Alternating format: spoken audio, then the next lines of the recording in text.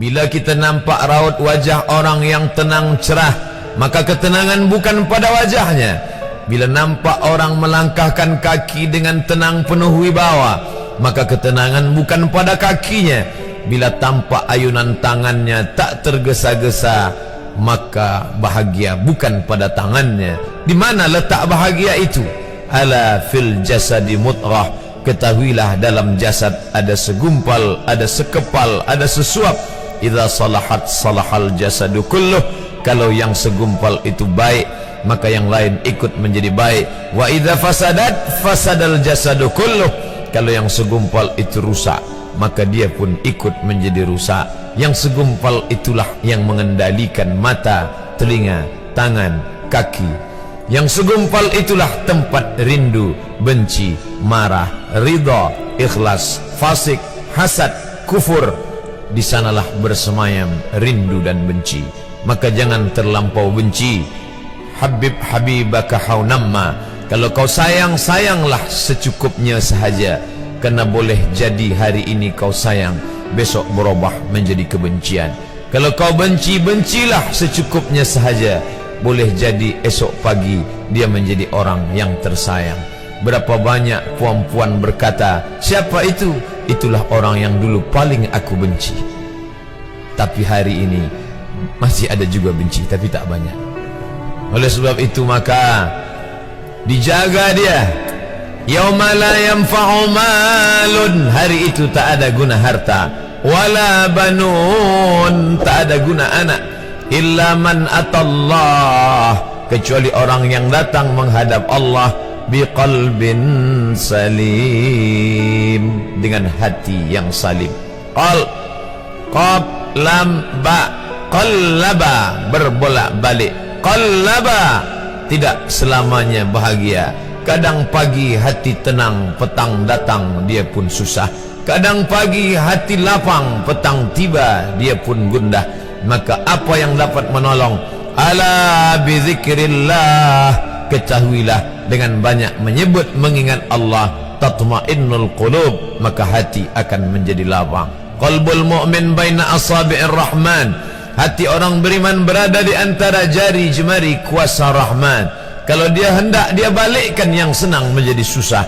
Kalau dia berkehendak yang susah, dia balik menjadi lapang. Berapa banyak orang yang tampaknya mungkin kita kata dia susah, tapi dia masih boleh tersenyum. Sebaliknya orang yang menurut pandangan zahir kita cukup segala, makan, pakai, tapi tampaknya kesenangan tak pernah singgah. Apa sebab?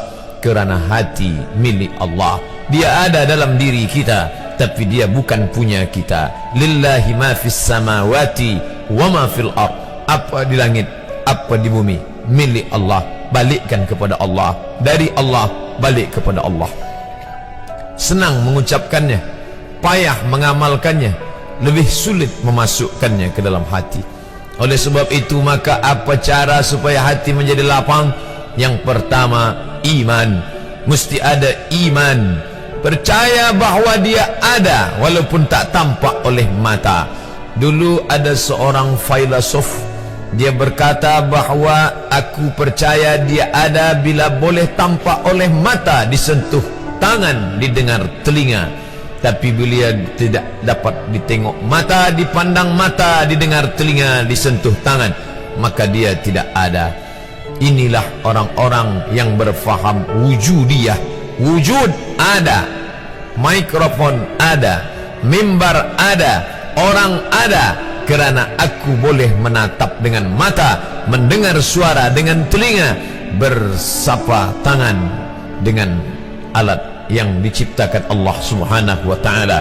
Tapi kita mengenal dia bukan kerana rupa. Bahkan bila kita pejam mata nampak berbagai macam rupa, itukah dia? Bukan.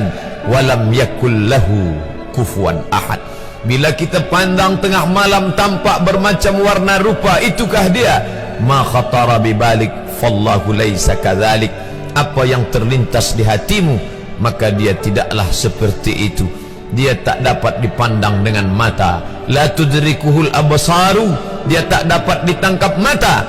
Wa huwa yudrikul absara, dialah yang dapat menatap mata. Jangankan dia, wajah kita pun kita tak boleh melihatnya.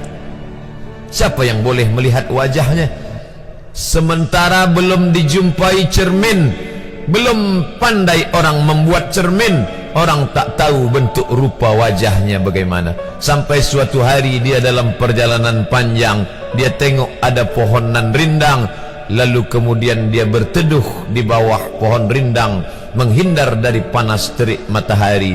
Di bawah pohon rindang ada kolam air, maka saat dia akan mengambil minum dari air kolam, disitulah dia melihat wajahnya. Oh, begitu rupa wajah di dalam air kolam.